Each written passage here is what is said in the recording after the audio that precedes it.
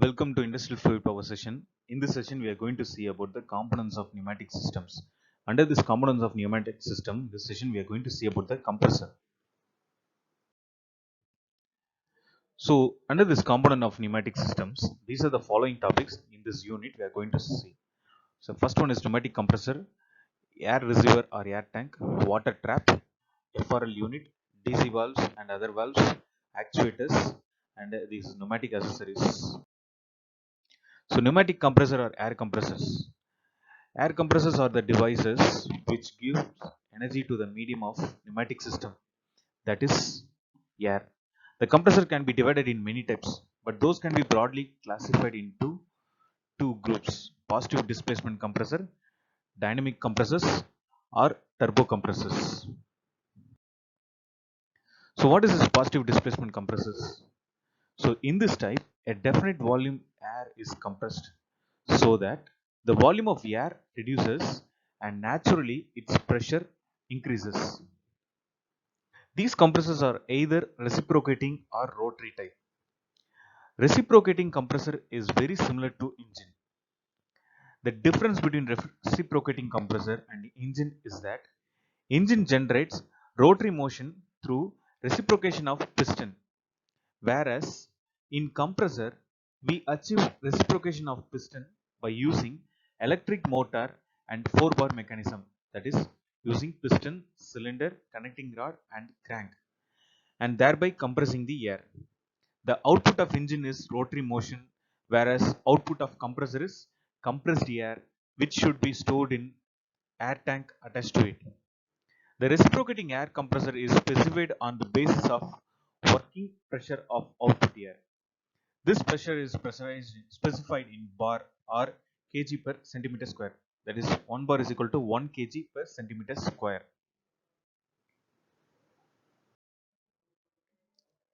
Then screw compressor. This is rotary type positive displacement compressor. This compressor is also most widely used compressor in industrial sector, similar to reciprocating compressor. Then piston compressor. These are used when high pressure, that is above 10 bar, or relatively low volumes are required, but when medium pressure, that is below 10 bar, and relatively high volumes are required, then rotary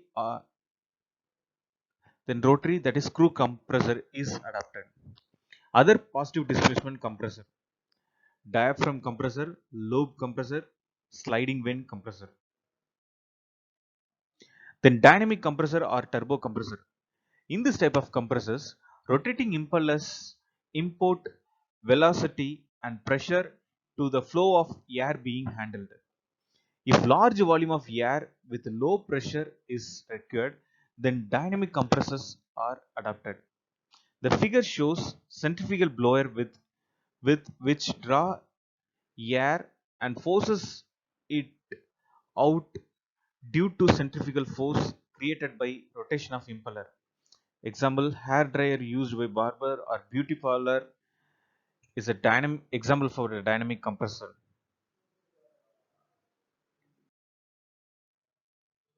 Selection of air compressor for pneumatic circuits: air pressure required, free air delivery required, space available, working environmental, and availability of space. These are the selection. These are the requirements we need for the selection of air compressors for pneumatic circuits. Then we see about the classification of air compressors. Air compressors can be classified into two types. One is positive displacement and this dynamic or turbo compressors. Under this positive displacement, it's again classified into two types. One is reciprocating and one more is rotary. In reciprocating, having it two types: piston compressor and diaphragm compressor. And in rotary, it's classified into four types: lobe compressor, liquid ring compressor, sliding vane compressor, screw pump compressor. Under this dynamic or turbo type compressor, there are two types, that is centrifugal compressor and axial compressor. So classification based on geometry and operational characteristics or features. Action: single acting reciprocating air compressor or and double acting reciprocating air compressor. When we consider the stages, there are three types: single stage, double stage, and multi-stage. When we are considering the position of cylinder, it is classified into three types: vertical, horizontal, and V-type. When we are considering the drive of compressor, it is classified into three types: motor driven, engine driven, gas or steam turbine drive.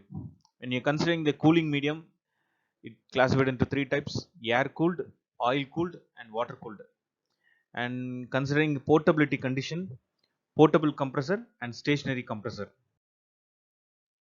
Now let's see about the single acting reciprocating or piston compressor. Piston compressors are commonly used in pneumatic systems. The simplest form is single cylinder compressor. It produces one pulse of air per piston stroke. As the piston moves down during the inlet stroke, the inlet valve opens and the air is drawn into the cylinder. So when the piston is moving down, the inlet valve opens the inlet valve opens so that the air drawn into the cylinder.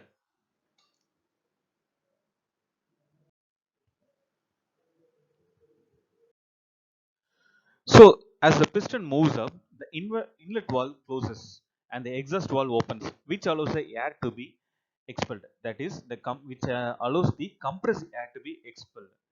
So when the piston moves up, the same time the inlet valve also getting closed so that the outlet valve opens. This compressed air goes out. The valves are spring loaded. The single cylinder compressor gives significant amount of pressure pulses at the outlet port. The pressure developed is about 3 to 40 bar. So this is a small animation for the single acting reciprocating compressor.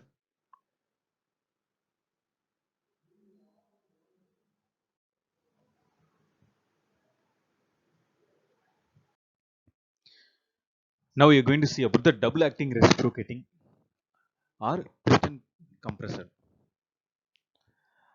Double acting reciprocating air compressor is similar to double acting reciprocating pump.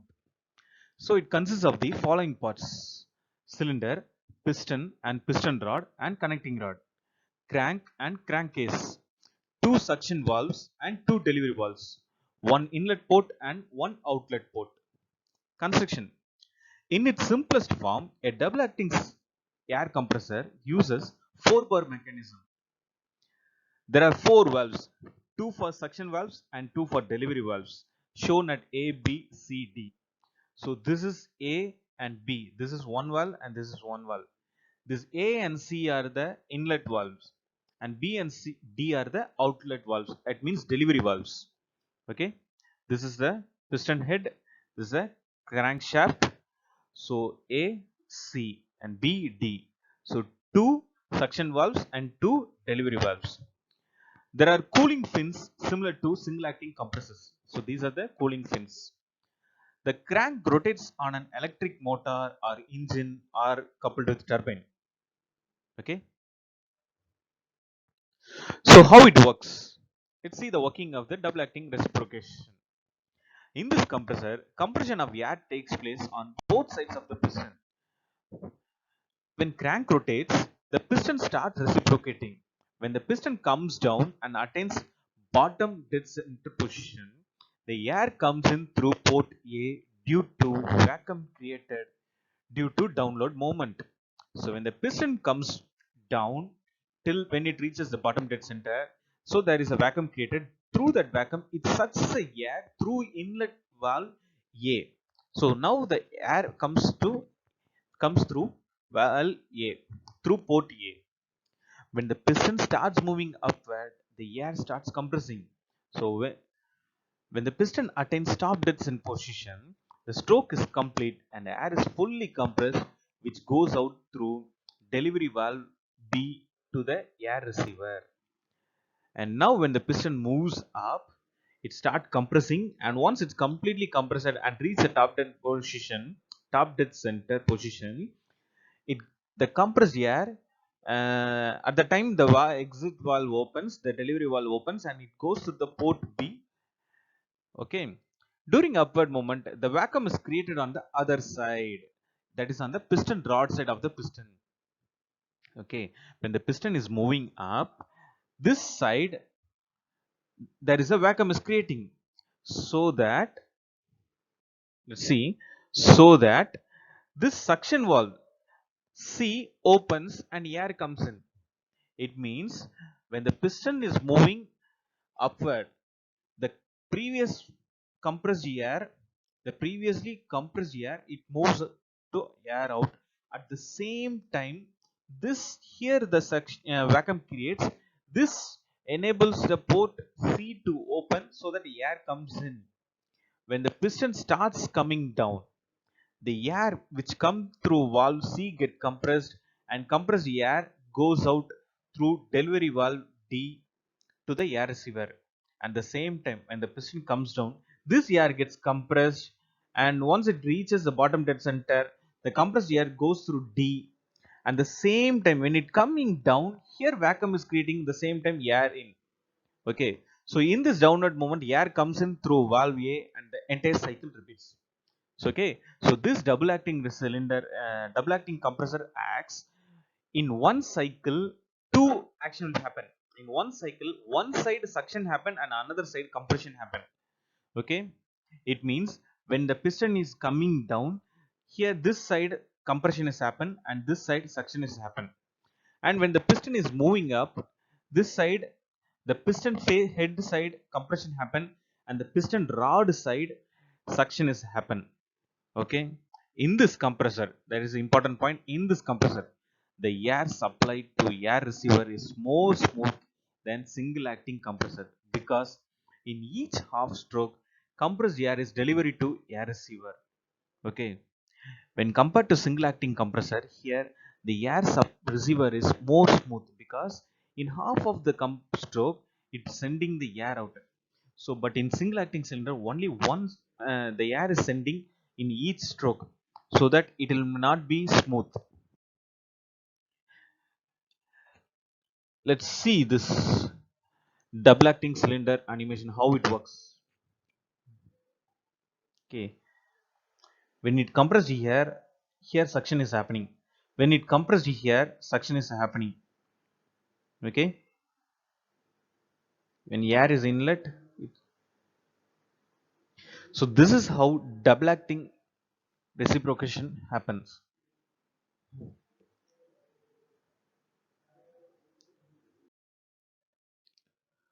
Now let's see the two-stage reciprocating air compressor with intercooler. Two-stage reciprocating air compressor using intercooler is shown in figure. This type of compressor is used extensively in all sectors of engineering. Atmospheric pressure air comes into first cylinder. This is the first cylinder. Atmospheric air comes in. This is a single acting reciprocating compressor. This is generally considered as a normal single acting compressor. The pressure of air is increased by compressing this air. This is a low pressure stage. For example, pressure increases from atmospheric pressure to say 3 bar. Okay, so this is a normal low stage compression. When atmospheric pressure at 1 bar enters into the compressor, it compresses to 3 bar. Now, the compressed air then enters the suction side of the second cylinder. This cylinder, this is the exhaust valve, that is a delivery valve, but this delivery valve is connected to the inlet valve of the second cylinder. Okay, so this compressed air, that is 3 bar air, enters into the second cylinder. This is also a single acting reciprocating compressor. Now the pressure of air is further increased in this stage, say from 3 bar to 7 bar. This is a high pressure stage. The pressure then goes to the air receiver. Okay, now the thing is, if you want a high pressure, we can't attain this in this with using the single cylinder. For this reason, we are providing a double cylinder, double stage. First stage it brings to 3 bar, and then second stage it brings to 3 bar to 7 bar. Okay, so in this compressor we are using intercooler. that intercooler is kept in between these two cylinders. In first stage, the air temperature increases due to the reciprocation. As the pressure increases, the side temperature also increases.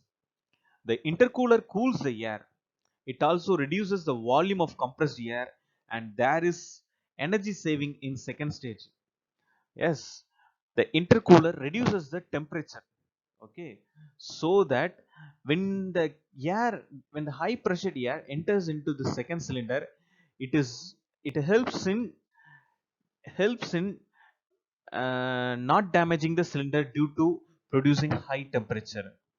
So intercooler is like just like a heat exchanger. It is a cylinder having cooling fins on the outside surface. Sometimes the intercooler is water cooled. We can normally consider as a water cooled or air cooled. There are two staging, three staging or multi-stage is used for pneumatic pressure up to 15 bar.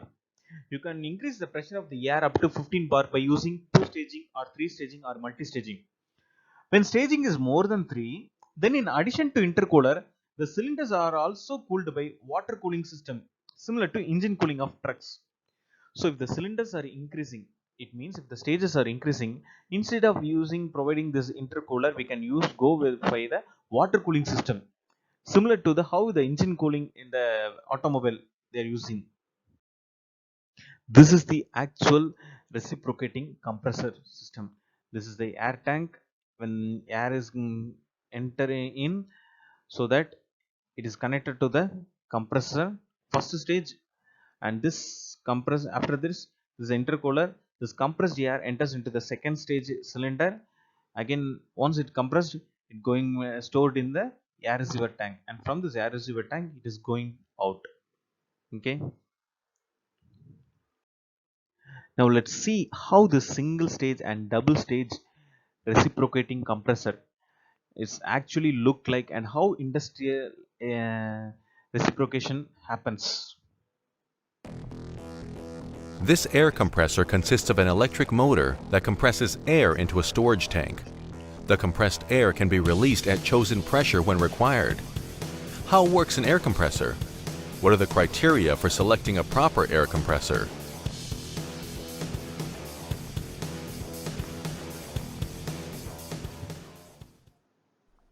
Well, there exists a variety of different compressor types. Let's continue with an overview. Normally, the compressors used in the field of automation and workshops are the so-called positive displacement compressors. Here, pressure is excited when air is drawn in a chamber and the volume of this chamber is reduced. In this video, we want to confine ourselves to this type of compressors. Let's have a closer look at the reciprocating compressor. As the crankshaft turns, a piston reciprocates within the cylindrical housing. The inlet valve, also called suction valve, allows atmospheric air to enter the cylinder. This is done during a suction stroke of the cylinder. The outlet or discharge valve opens at high pressure during the compression strike. Air heats up when it is compressed. This is a problem of each compressor. The result is not only a less efficient compression cycle, but also to a real danger of explosion if any inflammatory substances, such as oil or lubricant, get contact with the overheated air and piston. Therefore, the compression of a single-stage compressor is limited to an output pressure of about 10 bars, or 145 psi. To achieve higher pressures, you would use a multi-step compressor. Here, a two-stage compressor is shown. The large piston builds the first stage. The air leaving the first stage can now be cooled before it enters into the second stage. With a two-stage compressor, you achieve pressures over 20 bars or 290 psi. Multi-stage compressors with high power also can use water cooling to avoid overheating. Based on its working principle, the reciprocating compressor delivers only pulsed compressed air. Therefore, this type of compressor is used in conjunction with a tank. However, the use of a tank offers the advantage that the compressor can be operated with a two-point controller.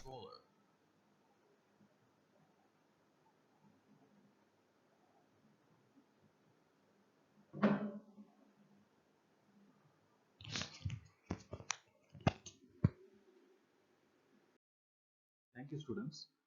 Thank you for watching this components of pneumatic systems. And there is a part 2 session of the compressor. There we have seen the other types of compressors. Thank you.